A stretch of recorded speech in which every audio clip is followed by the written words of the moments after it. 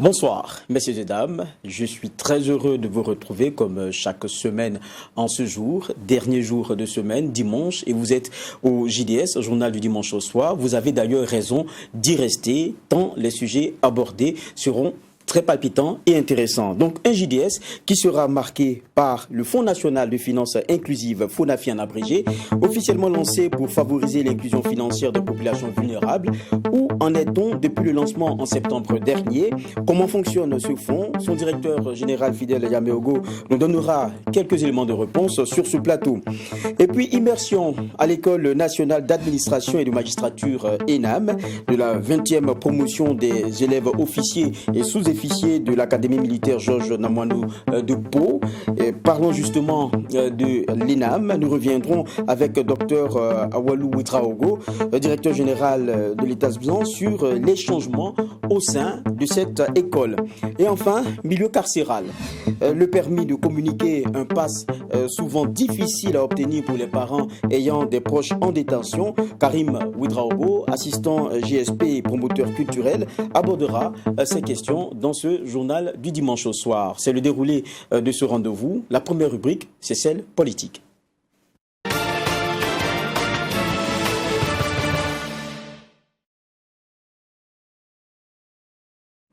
Et pour ouvrir ce journal en termes de reportage, nous allons nous intéresser à ces femmes qui ont battu plutôt le pavé dans la région du Sahel. C'était hier 10 juillet pour, disent-elles, réclamer plus de sécurité dans leur région. Elles ont donc, dans leur message, appelé le président du Faso à faire des efforts supplémentaires pour faire cesser les attaques terroristes. Cette marche vient à moins d'un mois après celle organisée au lendemain de l'attaque de Solhan.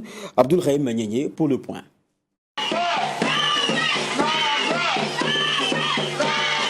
On veut la paix. C'est le slogan qui a été scandé tout au long de cette marche des femmes de la région du Sahel. Du rond-point Arba Diallo au gouvernorat en passant par la grande mosquée et le rond-point du Berger, les femmes munies de balais et de spatules ont montré leur mécontentement face à la situation sécuritaire. Vraiment, on souffre. Nos frères ont été tués. Nos mamans souffrent. On a perdu des papas, les parents, des proches. On souffre, on ne veut plus. Dans la rue parce que nous sommes fatigués d'enterrer nos maris et nos enfants. Nous voulons plus de sécurité pour nous. Nous n'en pouvons plus. Tout est politisé ici. Pour demander la sécurité. On n'a pas à intimider qui que ce soit. Une fois au gouvernorat et face au secrétaire général de la région du Sahel, les responsables des femmes ont donné la quintessence de leur message adressé au président du Faso.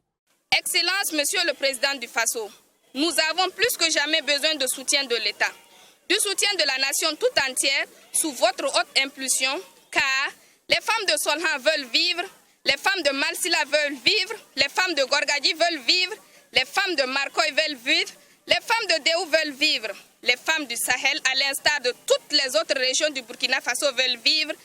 Enfin, débarrassées de deuils récurrents et de vévages apportés du fait des massacres tout aussi récurrents de leurs époux et de leurs enfants. Après la marche du 12 juin dernier, organisée au lendemain de l'attaque de Solhan, les populations disent ne pas être totalement satisfaites de la réponse apportée par les autorités. C'est le sens de cette autre marche de protestation. S'il attrape une personne, il l'amène même dans le village et puis il le couche, il l'égorge comme un mouton. Vraiment, on a peur. On a beaucoup peur pour notre vie, pour la vie de nos enfants, pour la vie de nos époux. Ça ne va pas. Donc, vraiment, on demande au gouvernement de tout faire pour instaurer la sécurité au Sahel.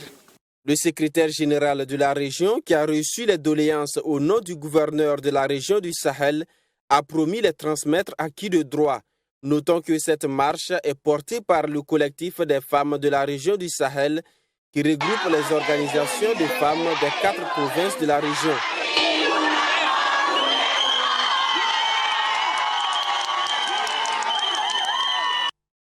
Un tout autre sujet, nous l'annoncions en titre, la 20e promotion des élèves officiers et sous-officiers de l'Académie militaire Georges Namoineau de Pau ont fait une immersion à l'École nationale d'administration et de magistrature ENAM en abrégé pour se former sur l'organisation et le fonctionnement des institutions administratives au Burkina Faso, et ce dans le contexte que nous savons qui est celui de lutte antiterroriste. Une formation de 72 heures qui a débuté le 7 juillet et donc s'est achevée le 9. Sanata Serré pour le point. Presque à terme de leur formation militaire, ces élèves officiers et sous-officiers de la 20e promotion de l'Académie militaire Georges Namoineau vont à la connaissance du monde civil à travers cette formation certifiante à l'École nationale d'administration et de magistrature, ENAM. Une session de renforcement des capacités qui vise à outiller ces hommes de tenue sur l'organisation et le fonctionnement des institutions administratives burkinabées. C'est le lieu ici pour ces futurs officiers et sous-officiers de connaître un autre milieu au-delà de l'environnement militaire. C'est à la fois dans un esprit d'amitié construite que nous puissions discuter ensemble avec les officiers de ce pays en formation les questions essentielles de la gouvernance administrative, donc l'organisation et le fonctionnement des institutions de l'État. Vous voyez que nous avons cette dialectique à la fois que les énarques, donc les administratifs, vont faire un séjour dans l'armée, au GIFA, et désormais, à travers cette tradition que nous avons marquée aujourd'hui, la crème de l'armée viendra aussi à l'ENAM pour un séjour, une immersion sur les questions civiles.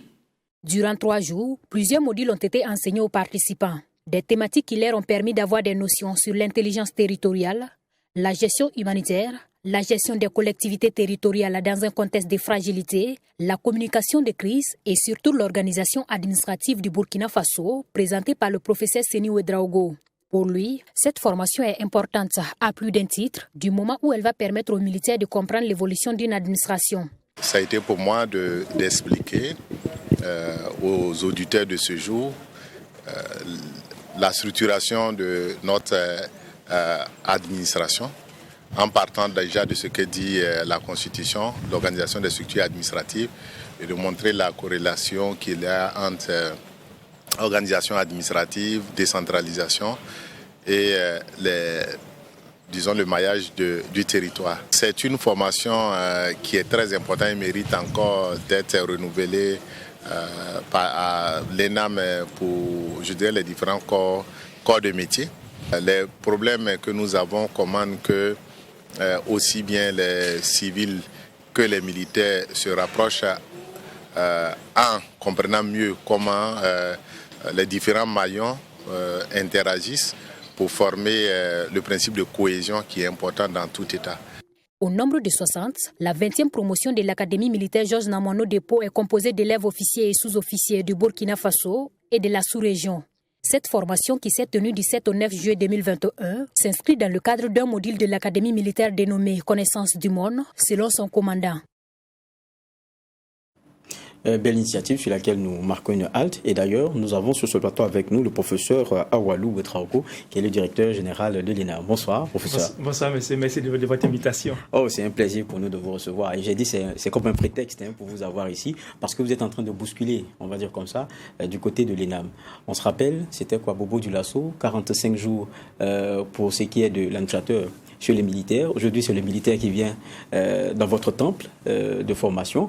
On sent que vous avez cette envie de bousculer les choses avec le système anglo-saxon que l'on vous reconnaît. Est-ce que la mayonnaise prend lorsqu'on sait que les esprits souvent sont très têtus? La mayonnaise doit prendre, sinon ça va être extrêmement difficile de faire avancer nos institutions. Je suis absolument convaincu que la mayonnaise est en train de prendre au regard du foisonnement intellectuel et du fait que les esprits sont en train d'être habitués petit à petit, mais sûrement, par rapport à la question centrale du modèle anglo-saxon. C'est vrai que lorsque vous arrivez, je pense que la première promotion, ou peut-être la deuxième, mais je pense que ça doit être la première, 2017-2019, je pense que le nom de baptême il est assez évocateur, innovation. Et on sent que vous voulez donc changer les choses. Quelles étaient les limites pour vous du système au départ lorsque vous arrivez? Eh bien, quand on fait un diagnostic complet, on se rend compte qu'il faut changer le mindset, l'état d'esprit général. Parce qu'une école comme l'ENAM, elle peut plus se permettre le luxe de faire comme avant. Le monde a changé, les institutions au plan international ont changé, la dynamique mondiale a changé. Il faut changer radicalement la méthode et le contenu des enseignements. La première chose à faire, c'est doter l'ENAM d'une vision claire de ce qu'elle doit désormais être. Un centre d'excellence et d'innovation pour former le cadre institutionnel en matière de formation professionnelle des agents de l'État. Il faut désormais des fonctionnaires bien formés au service d'une administration en pleine effervescence. D'accord. Vous avez aussi revu les curricula. Aujourd'hui, comment est-ce que cela se traduit? Alors, les curricula ont été révisités de fond en comble, qui consiste à intégrer le modèle anglo-saxon de la formation expérientielle. Je dis bien la formation expérientielle. Parce qu'il y avait un constat d'une aberration qui se déroulait dans ce pays et dans nos centres d'information, c'est que les élèves, les outcomes, les produits des écoles apprennent sur le terrain. C'est-à-dire qu'ils viennent faire 2 ans à travers le budget de l'État, donc vos impôts de vous et moi et de nos parents, et à la sortie, ils se rendent compte qu'ils n'ont pas beaucoup appris. Il fallait corriger cela, de telle sorte que nous allons dessiner le contour de la formation en fonction des exigences pratiques du terrain. C'est ce qui a été fait. Une fois qu'on a révisité les curricula, il faut que cela soit bâti sur des valeurs. Parce que sans valeurs, il n'y a pas d'action, il n'y a pas de résultat. Donc la culture de la reddition de comptes et la culture des valeurs essentielles du pays. C'est pour cela que mes énarques vont au GIFA pour revisiter, ne serait-ce que les valeurs cardinaux, les valeurs essentielles qui structurent notre pays.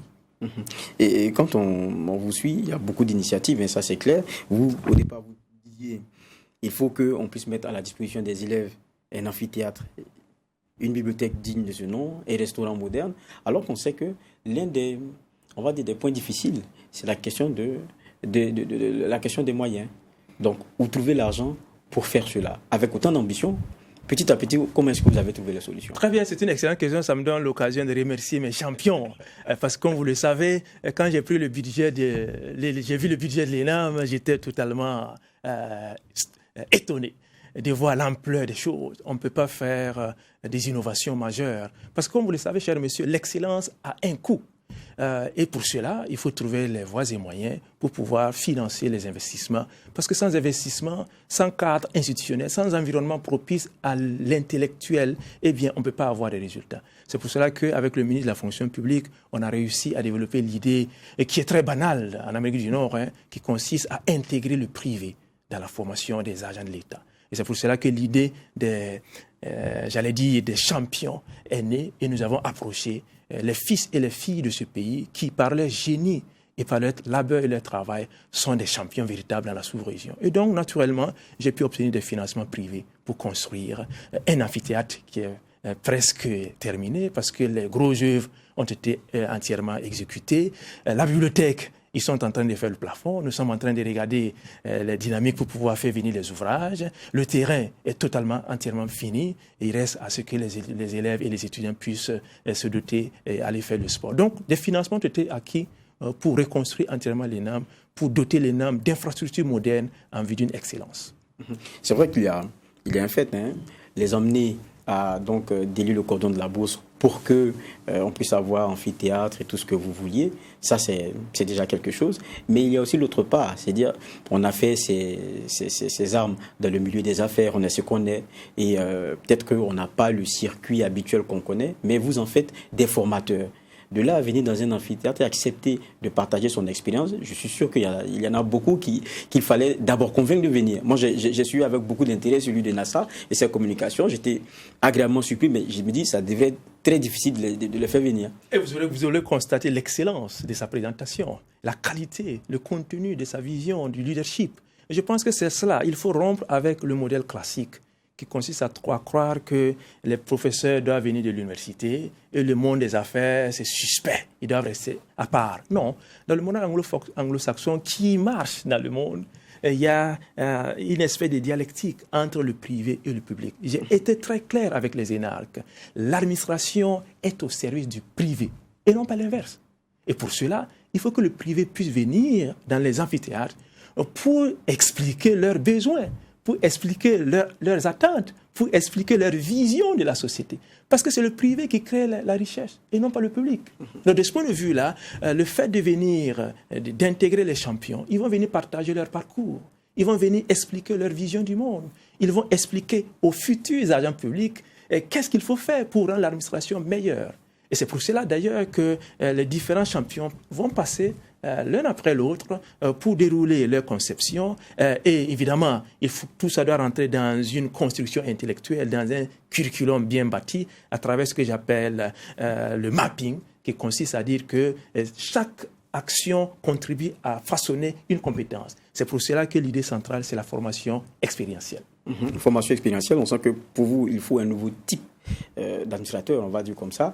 Et quand on regarde la vision, c'est depuis, dans certains mêmes détails, la question des stages. Vous dites, il y a un moment donné, il ne faut pas mettre des gens en stage quand on sait que l'administration, c'est la période des vacances. On a l'impression que ça ressemble beaucoup plus à de la promenade. Vous dites, on ne vient pas à la fonction publique pour se faire des sous, pour être riche. On vient pour servir d'abord. Mais ça, c'est des paroles bien, mais souvent difficiles à faire entendre lorsqu'on connaît aussi la réalité partagée ici. Alors, je pense que fondamentalement, il faut croire que nous avons un avenir. Parce que si on peint l'avenir de façon sombre, ça veut dire que plus rien ne peut être solide et produire des résultats. Moi, je suis optimiste parce que je crois fondamentalement que demain va toujours être meilleur qu'aujourd'hui. Parce qu'il faut donner de la ressource aux jeunes pour qu'ils innovent. Parce que sans innovation, si les jeunes ne font pas mieux que nous, il n'y a pas de progrès. Donc, il faut donner aux jeunes un environnement intellectuel pour qu'ils puissent laisser le génie en chaque jeune éclore. Et donc, de ce point de vue-là, le stage qui consistait à aller seulement en août, 1 mois, c'était des promenades, des balades. La formation expérientielle voudrait que le lieu du stage soit aussi un lieu d'apprentissage. C'est pour cela que le stage passe de 1 mois à 4 mois. Sanctionné par un rapport de stage, 30%. Un étudiant qui ne valide pas le stage, il redouble. Et s'il redouble 1 fois, 2 fois, il quitte l'ENAM. Parce que c'est la qualité de l'excellence. On ne vient pas à l'ENAM juste pour passer et puis aller travailler. Non, on vient à l'ENAM pour acquérir de l'expertise pour servir cette nation. Nous n'avons pas 2 pays. Nous avons un seul pays. Et pour cela, il faut que ceux-là qui ont le privilège de servir le pays puissent servir le pays avec dignité, avec courage, avec beaucoup de vision. Parce que, autrement dit, nous serons avalés par les puissants de ce moment. Dernière question, professeur, c'est quoi les défis aujourd'hui pour vous, pour ce qui est de l'ENAM? Les défis, c'est faire en sorte que nous puissions être compris de bout en bout. Le défi, c'est faire en sorte que le génie en chaque jeune puisse éclore. Le défi, c'est faire en sorte que le Burkina Faso puisse se retourner et tourner vers ses valeurs. Parce que j'ai toujours dit à mes étudiants, nous avons tout ce que les autres peuples n'ont pas. Et nous sommes les seuls à ne pas le savoir. Merci bien. Merci, professeur Awalou, d'être passé sur ce plateau. Je vous remercie beaucoup. Et on a donc pu parler de l'ENAM et de la vision qui est la vôtre. Et on espère vous revoir ici pour continuer de discuter de vos défis. Merci beaucoup. À très bientôt. Voilà, on va continuer ce JDS, Journal Dimanche Soir, juste avec un nouveau carton, donc une nouvelle rubrique, économie.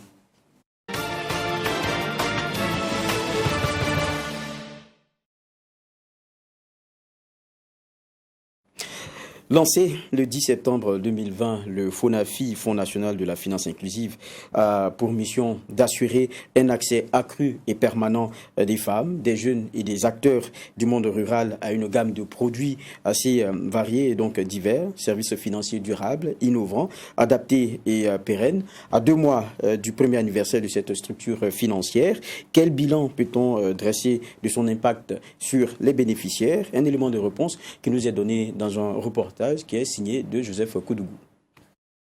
Le Fonds national de la finance inclusive est un fonds qui intervient dans la catégorie des établissements publics de l'État et dans la sous-catégorie des fonds nationaux de financement. Créé en janvier 2020 dans le cadre de la mise en œuvre de la stratégie nationale de la finance inclusive adoptée le 23 avril 2019, le FONAFI a pour mission de faciliter l'accès des populations à faible revenu aux services financiers adaptés à leurs besoins. Nous avons des produits destinés à la transformation. Voilà. La transformation, vous savez que de plus en plus, les produits agricoles de terroir sont transformés sur place, voilà, en vue de permettre une valeur ajoutée à ces produits. Donc, au-delà de ça, il y a des produits destinés à l'artisanat, au petit commerce, voilà, et aux prestataires de services. Tout ça, c'est pour prendre en compte de manière globale les besoins de financement du monde rural et voilà, faciliter l'accès des populations à faible revenu. Avec ces activités qui ont officiellement débuté le 10 septembre 2020, le fonds, en moins d'une année d'exercice, s'est déployé sur le terrain avec à la clé plusieurs interventions à son actif. Un bilan qui permet de dire qu'il est l'instrument novateur du gouvernement pour accompagner l'économie informelle. Au-delà des bénéficiaires de formation en éducation financière, nous pouvons citer aussi l'accès au financement des populations. Dans le cadre de la BOAD, le FONAFI a déjà bénéficié d'un décaissement de 2 milliards. Et ces 2 milliards ont permis vraiment de financer 10 SFD partenaires qui ont été sélectionnés pour pouvoir permettre au FONAFI d'aller rapidement, vite et bien sur le terrain. Et dans le but de développer des mécanismes de financement favorables à l'inclusion financière, le FONAFI travaille en collaboration avec des services financiers partenaires couvrant tout le territoire national.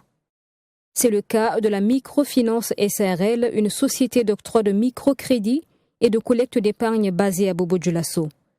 Le partenariat entre le FONAFI et Microfinance Plus se porte bien, pour ne pas dire plus que bien, parce que c'est un partenariat qui nous permet en tout cas de refinancer notre clientèle en fait à la base et à des taux, comme je l'ai dit, qui sont acceptés, qui sont acceptables, en tout cas très concurrentiels. Et l'enveloppe ne fait que s'agrandir. À titre d'exemple, au cours, par exemple, de cette année, du premier semestre 2020-2021, dans le cadre de ce partenariat-là, nous avons pu déjà accompagner au moins 790 de nos clients dans ce portefeuille, dont 595 sont des femmes. Et ça, c'est sans encore compter et les demandes d'expression de besoins que nous avons toujours à analyser. Même satisfait également du côté des bénéficiaires finaux qui formulent des doléances pour faciliter le remboursement des crédits afin d'assurer la pérennité du fonds. Nous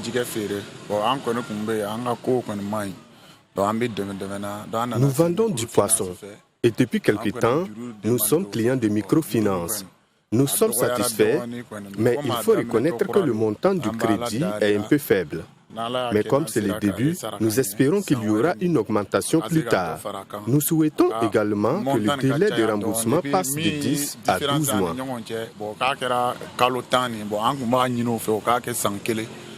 Le FONAFI, selon ses premiers responsables, effectue permanemment des évaluations sur le terrain.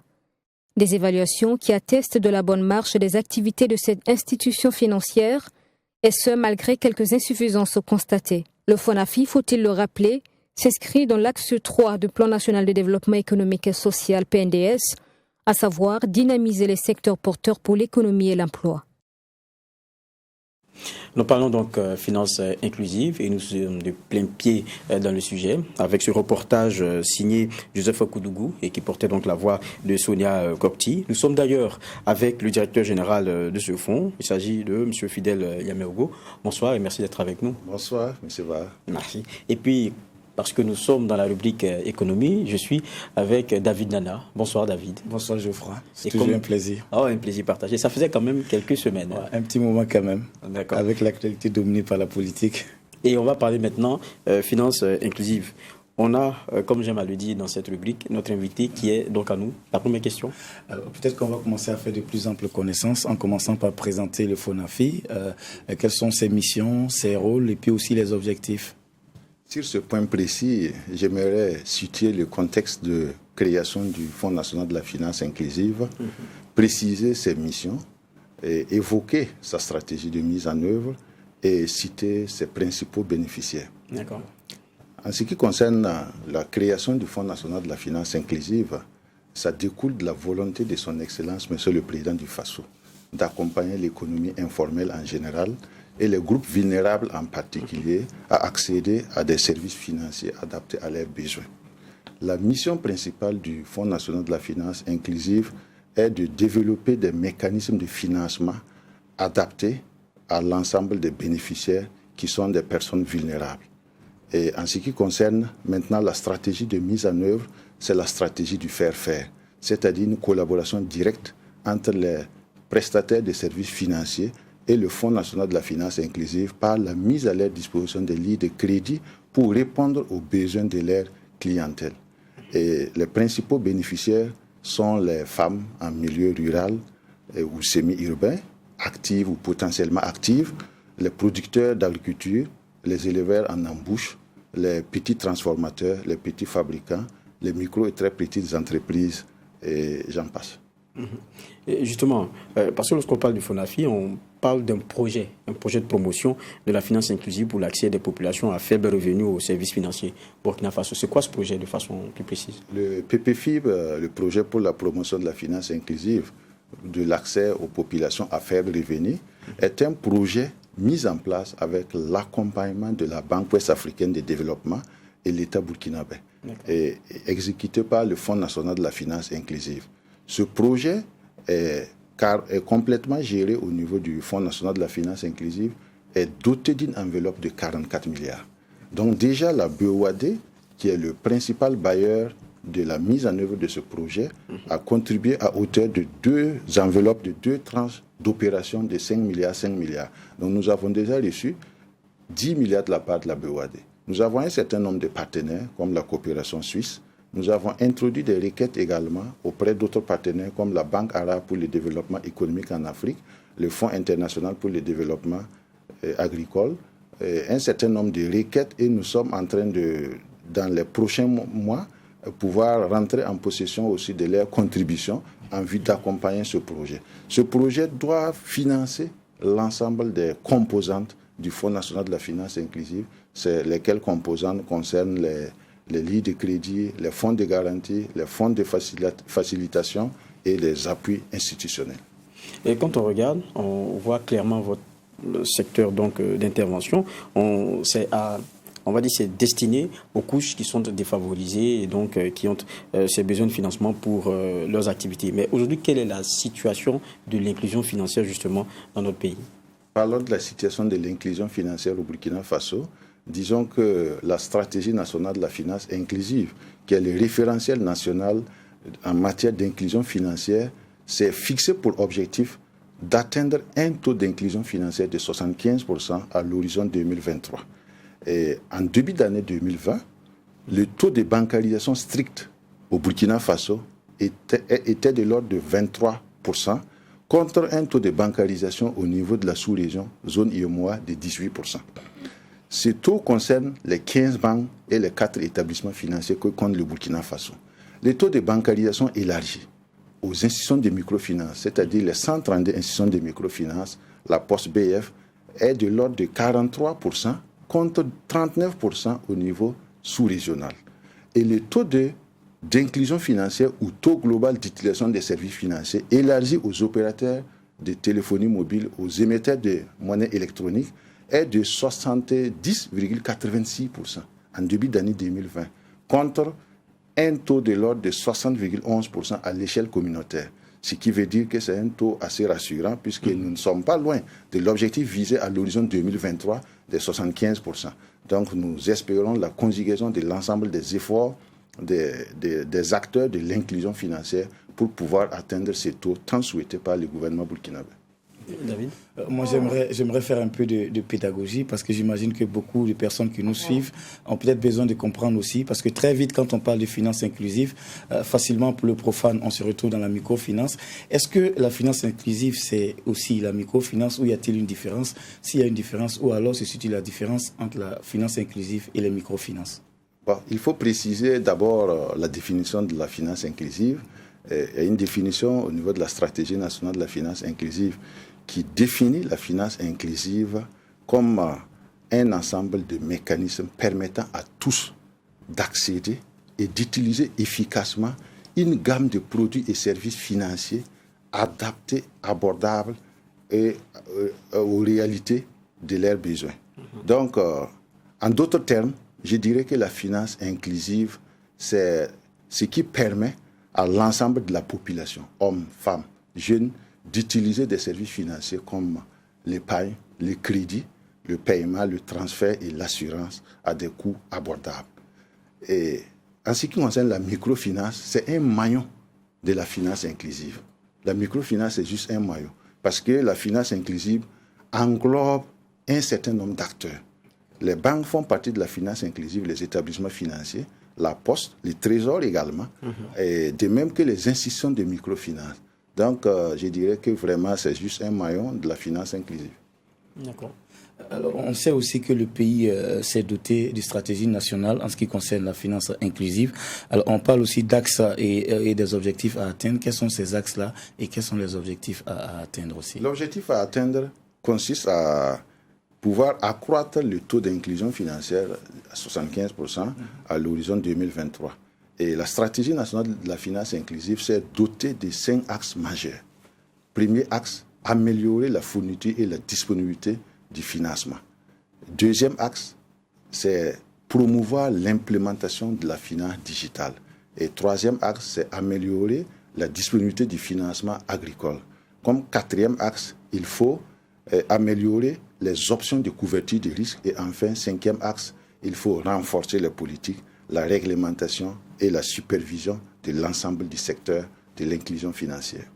À un moment donné, tout à l'heure, vous dites que chez vous, ce que vous prenez, c'est le faire-faire. Concrètement, le faire-faire, c'est quoi? Le faire-faire, nous ne sommes pas dans le financement direct. C'est ce qui constitue la particularité du Fonds national de la finance inclusive. Nous avons des partenaires qui sont les prestataires de services financiers. Ces prestataires de services financiers sont les institutions de microfinance, ce sont les fonds nationaux de financement, au nombre de 20, dont 10 fonds nationaux de financement au nombre de 10. Et disons que cette stratégie de faire-faire, c'est une collaboration entre le Fonds national de la finance inclusive et ses partenaires. Et nous mettons à leur disposition des lignes de crédit.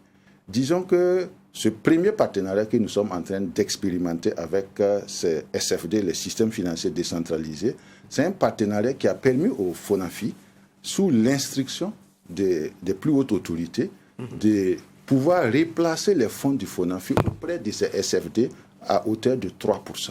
Ces fonds doivent être ressortis. Le taux de sortie final, c'est de l'ordre de 8 à 10%. Et sur le terrain, nous sommes sortis, nous avions fait vraiment le constat. Nous avons beaucoup apprécié cette collaboration entre les partenaires et puis le Fonds national de la finance inclusive. Donc nous sommes dans une stratégie de collaboration, de partenariat.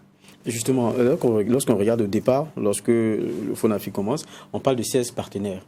En gros, parlant de ces services financiers-là, alors qu'on sait que le Burkina en ce moment en comptait, je pense, en 132, je me demandais comment est-ce que ça s'est fait? Quels ont été les critères de sélection ou bien comment s'est fait la collaboration? Effectivement, il y a eu un avis à manifestation d'intérêt, c'est-à-dire un appel d'offres ouvert à l'ensemble de ces 132 institutions de microfinance.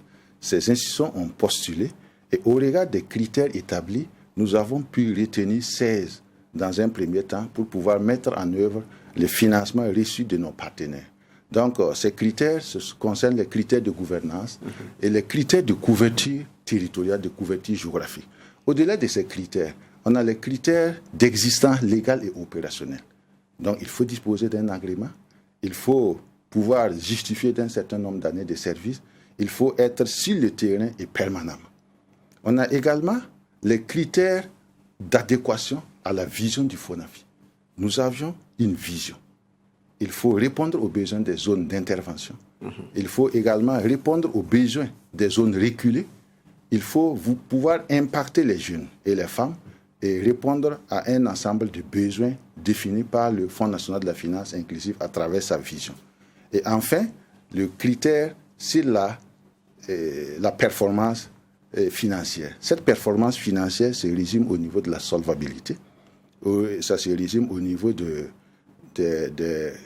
comment on appelle, les aspects liés à l'audit interne, au contrôle interne et au contrôle des gestions. Donc, nous sommes très regardants sur ces approches. Donc, l'appel à manifestation d'intérêt a permis à l'équipe chargée de suivre, puisqu'on a mis en place toute une équipe pluridisciplinaire composée des agents du ministère de l'économie, composée également de l'association professionnelle des systèmes financiers décentralisés, qui est la fêtière des institutions de microfinance, et une équipe également de la primature. Et ils ont permis de sélectionner ces 16 SFD partenaires pour un début. D'accord. David, si tu permets, il est dit aussi que dans le fonctionnement, dans l'intervention de ce fonds-là, c'est 3 guichets avec 4 types d'opérations.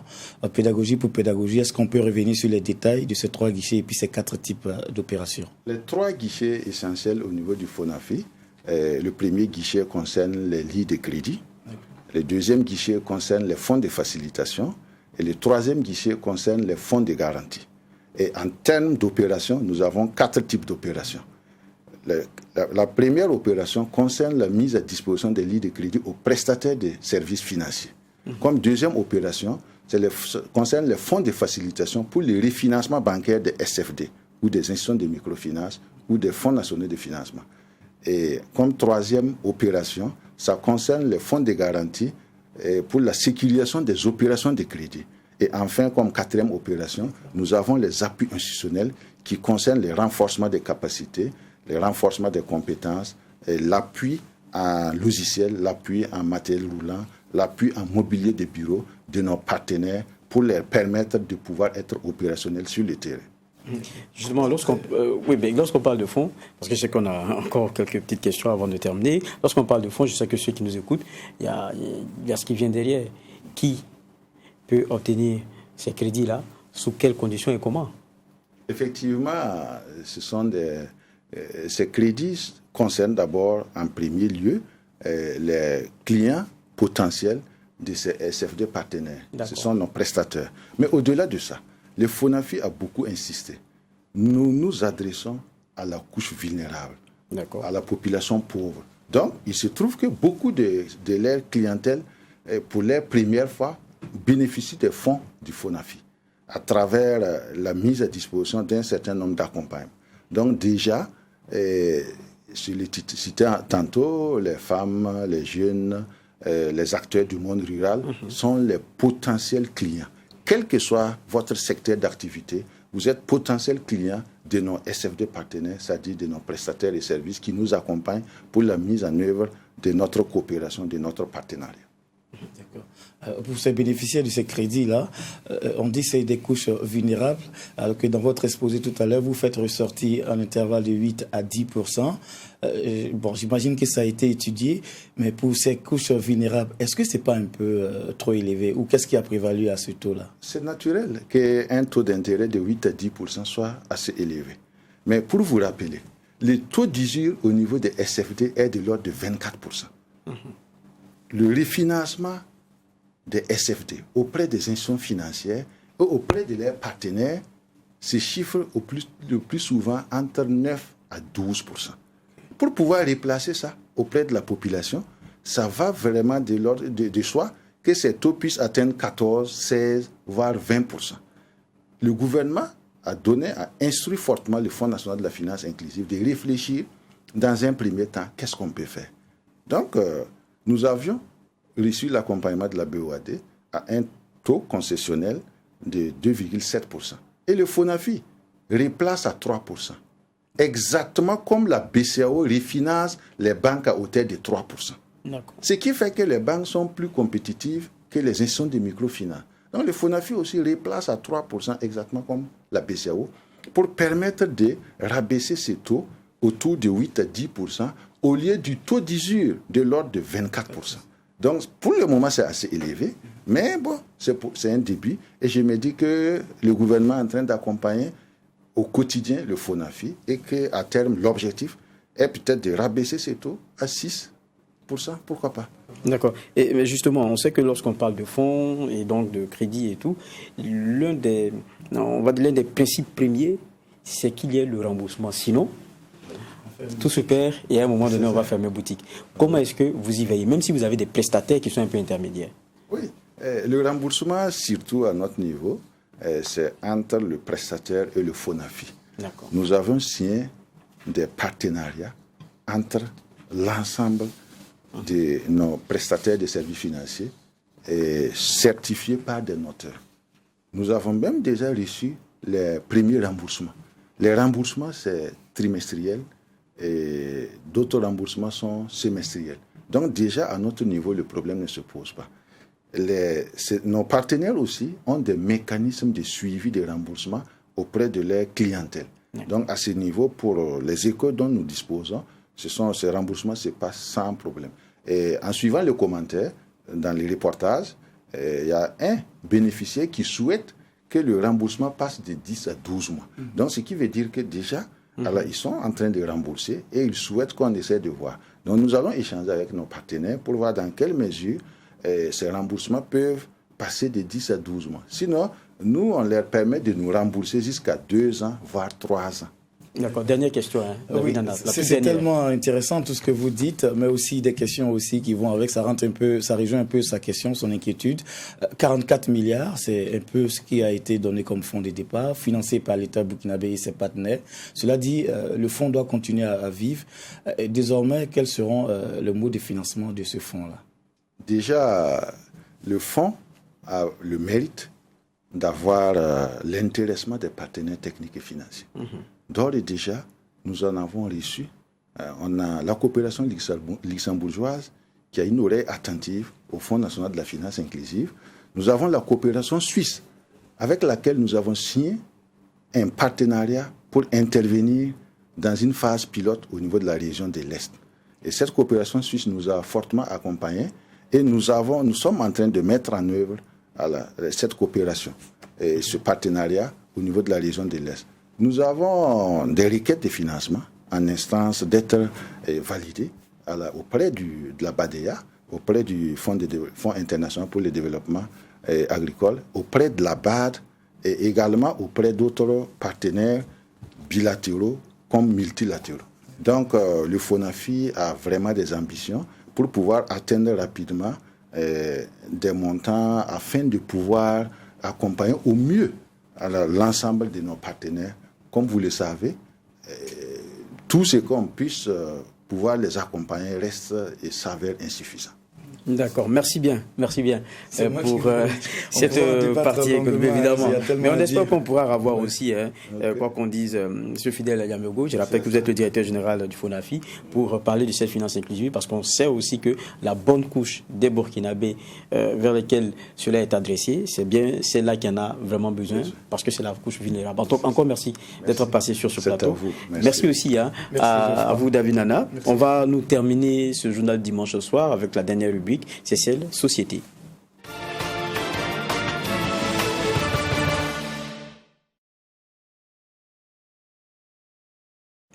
Et dans cette rubrique Société, comme nous l'annonçons d'ailleurs en titre, nous allons nous intéresser au permis de communiquer. Un passe souvent difficile à obtenir pour les personnes ayant un proche en prison, en détention, ce qui à la base demeure un droit semble un privilège, tant son acquisition est difficile, donc pas aisée. Les proches de détenus s'en plaignent, la situation pourtant perdure et avec notre partenaire Semfilm, nous y mettons ici le doigt et c'est dans ce reportage.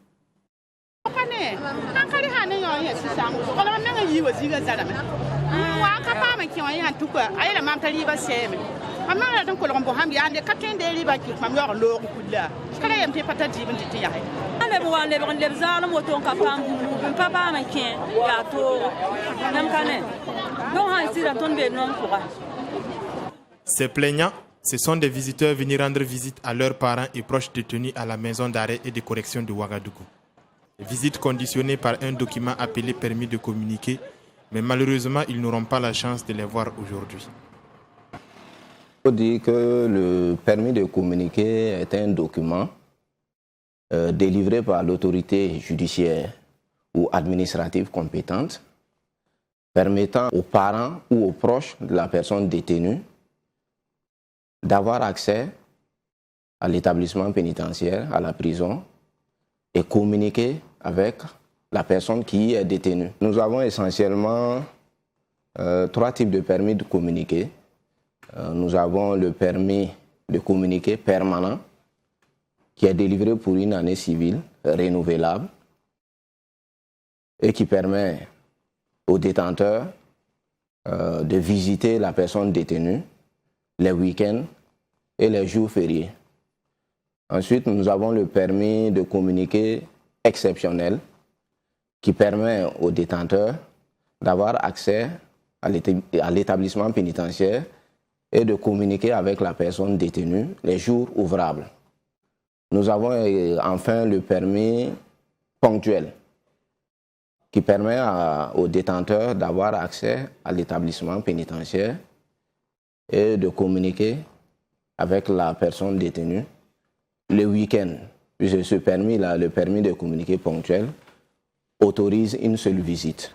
Ce permis, dès que obtenu par l'usager, lui ouvre grandement les portes de l'établissement pénitentiaire pour ainsi communiquer avec la personne détenue. Mais de l'obtention de ce permis de communiquer jusqu'à la visite, la personne détenue relève d'un parcours de combattant.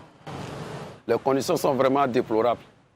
Pour un pays qui se dit démocratique, et parce que le minimum, c'est de respecter les droits des gens. Et puis pour ce travail-là, je pense qu'à l'an 2021, comme ça, avec l'informatisation, l'évolution, on ne peut pas avoir des gens pour venir s'aligner comme ça, faire toute une journée, peut-être abandonner ton travail pour venir avoir ne serait-ce qu'un permis de communiquer seulement, pour aller rendre visite. Donc vraiment, s'ils pouvaient améliorer. Ça donne libre cours à beaucoup de choses, à beaucoup de pensées. Parce que si tu vas venir prendre tout ton temps ici, mais si tu gagnes d'autres occasions où tu dois soudoyer quelqu'un pour passer rapidement, tu vas le faire. Donc il faut que l'autorité aussi pense à faciliter les choses pour éviter certains comportements. Quoi qu'il y ait beaucoup de difficultés dans la gestion des visites, il faut rappeler que la visite est un droit fondamental pour la personne détenue. Il faut rappeler que le permis de visite, là, le permis de communiquer ou le droit de visite n'est pas un privilège. Ce n'est pas un privilège qui peut être retiré selon les circonstances ou selon les désirs de quelqu'un. C'est plutôt un droit. C'est un droit légal. Donc, il ne faut pas traiter un droit légal comme un privilège. Donc, c'est à l'administration de travailler à faire en sorte que ce droit-là puisse être mis en œuvre. Une mise en œuvre qui, sans doute, permettra d'améliorer les conditions de détention de la personne détenue. Ça contribue beaucoup à la sécurité. À partir du moment où le détenu il a de la visite, ça fait qu'il a l'esprit tranquille et il n'est pas prêt à commettre des infractions, d'autres infractions ou bien à perturber l'ordre. Malheureusement, nombreuses sont ces personnes détenues qui attendent toujours l'espoir d'une visite. Retour donc sur ce plateau pour aborder ces réalités qui sont celles du milieu carcéral. Nous sommes avec Karim Ouedraogo. Il est assistant GSP, donc entendez garde de sécurité pénitentiaire. Il est aussi moniteur culturel. Bonsoir et merci d'être avec nous, Ouedraogo. Oui, bonsoir. Vraiment merci vraiment de m'avoir et le permis, en tout cas, d'expliquer les reportages. Voilà. Et évidemment, et on commence par ça, je l'ai dit en introduction, c'est un reportage qui est réalisé par nos partenaires de SEMFilm. Vous êtes à l'initiative de ce reportage-là. Justement, qu'est-ce qu'un GSP va y chercher et pourquoi? Oui, bon, c'est dans le souci en tout cas de trouver en tout cas de meilleures conditions de détention pour les détenus. Et moi, je suis moniteur culturel et puis aussi pendant les cours de théâtre, j'ai remarqué une détenue, en tout cas, qui pleurait à chaque fois. Et je l'ai rapprochée, elle m'a dit qu'elle n'avait pas la visite de ses parents. Donc, ça m'a beaucoup touché. Et c'est pour ça que j'ai décidé, en tout cas, de faire ce reportage. Mais avant ça, là, on a fait une pièce de théâtre et on a joué au sein de la MACO. Mais maintenant, comme c'est un milieu fermé, donc j'ai pensé à faire un reportage. Voilà. Et donc, j'ai vu SEMFilm qui a vraiment accepté. Il m'a accompagné. Et on a pu faire le reportage. Voilà. Donc, le reportage est sur les médias. D'accord. Et quand on suit, ça dépeint une situation qui est quand même assez difficile à vivre, et pour les parents des personnes qui sont en prison, et pour ceux-mêmes qui sont aussi en prison. Parce qu'il y a la question de ce passe-droit-là pour pouvoir avoir accès à eux. Et c'est un véritable parcours du combattant. Oui, c'est un véritable parcours du combattant parce que c'est pas facile d'avoir une personne qui est en prison. Donc, et si tu dois encore souffrir, en tout cas, pour aller vraiment lui rendre visite, c'est pas facile. Donc, les parents des détenus, en tout cas, je sais qu'ils partent au niveau des palais de justice et aussi au niveau des maisons d'arrêt et au niveau des directions régionales de l'administration pénitentiaire pour avoir le permis de communiquer. Voilà. Mais j'ai remarqué qu'au palais, il faut aller le matin, il faut aller s'inscrire, il faut s'aligner. Et puis après, maintenant, il faut revenir encore. Donc, ça prend toute une journée. Donc, c'est tellement compliqué. Et aussi, la visite aussi au niveau des maisons d'arrêt. Et vous voyez devant, que si je prends l'exemple de la MACO, il y a une longue file d'attente. Donc les gens passent beaucoup de temps dehors. Voilà. Et maintenant, quand ils rentrent aussi, ça prend du temps aussi, effectivement, pour voir effectivement la personne détenue. Donc, c'est toutes ces questions-là qui me poussent en tout cas à faire ce reportage pour interpeller en tout cas les institutions, et les institutions étatiques et associatives pour accompagner l'administration pénitentiaire vraiment dans cette noble mission. Parce que ce n'est pas facile d'abord de garder quelqu'un. Voilà, donc on nous dit de garder une personne et de préparer sa sortie. Donc vous voyez que ce n'est pas facile. Donc il faut que le détenu puisse avoir vraiment l'occasion de maintenir les liens familiaux, les liens amicaux avec vraiment l'extérieur. Ça va en tout cas préparer la personne à se réinsérer après sa peine. C'est clair que lorsqu'on parle de prison, c'est d'abord la vision de correction du comportement de celui qui s'y trouve, donc d'avoir un meilleur homme qui en sort. Je pense que c'est cela. Et cela va forcément avec des conditions de détention qui sont quand même minimales, on va dire, en termes de qualité. Et il y a aussi cet aspect concernant les visiteurs. Vous parliez tout à l'heure de la Mako, vous n'avez qu'à y passer pour comprendre aussi le calvaire dans la tente. Avant, on avait des tentes devant. Maintenant, on n'en a plus. Il y avait même un feu, il n'y en a plus. Ça devient difficile. Oui, effectivement, c'est avant les travaux de la route que je pense qu'il y avait une commission, et la Mako même faisait partie de la commission. Donc, c'était dit qu'après, en tout cas, les travaux, et l'entreprise, en tout cas, devait remettre les hangars. Mais les hangars ne sont pas là d'abord. Et le feu tricolore aussi n'est pas là. Donc, c'est très difficile en tout cas, et pour les personnels et aussi pour les visiteurs. Parce que ce n'est pas évident. Et si vous voyez, actuellement, les gens sont sous le soleil, il n'y a pas de tentes. Il y avait des tentes. C'était une bonne volonté qui nous avait, en tout cas, qui avait remis des tentes à la Mako. Mais avec le vent, voilà, ces tentes ne sont plus là. Donc, les gens sont sous le soleil pour attendre 1 heure, 2 heures. Et il n'y a pas de feu tricolore. Donc, c'est un cri de cœur, vraiment, que je profite de faire à l'entreprise COGEP. Je pense que c'est COGEP pour que, en tout cas, ils pensent aux visiteurs, qu'ils pensent aux personnes détenues, parce que c'est un sujet qui concerne presque tout le monde.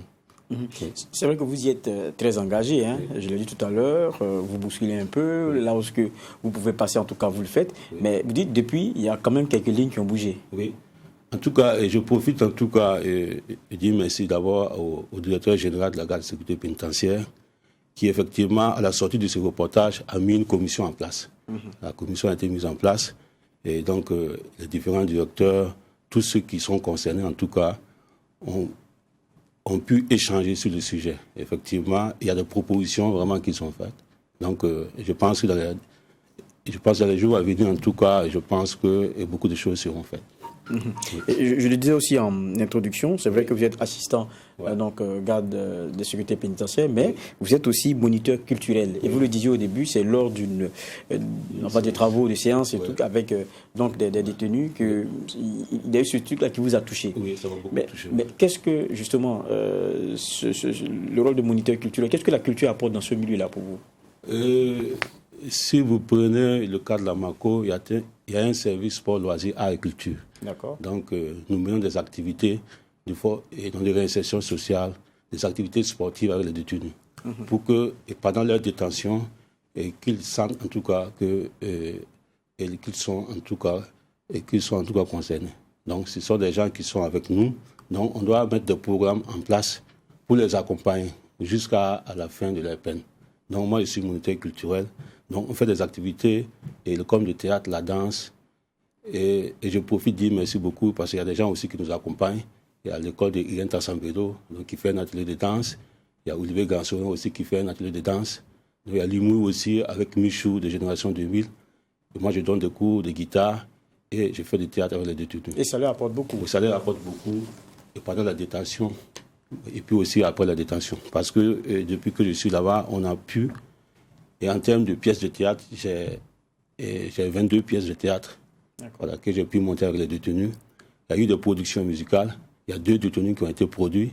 On a fait les clips même à la Mako et qui sont dehors actuellement. Donc, ce sont des activités en tout cas qui contribuent beaucoup d'abord à changer la mentalité, à apaiser, à humaniser.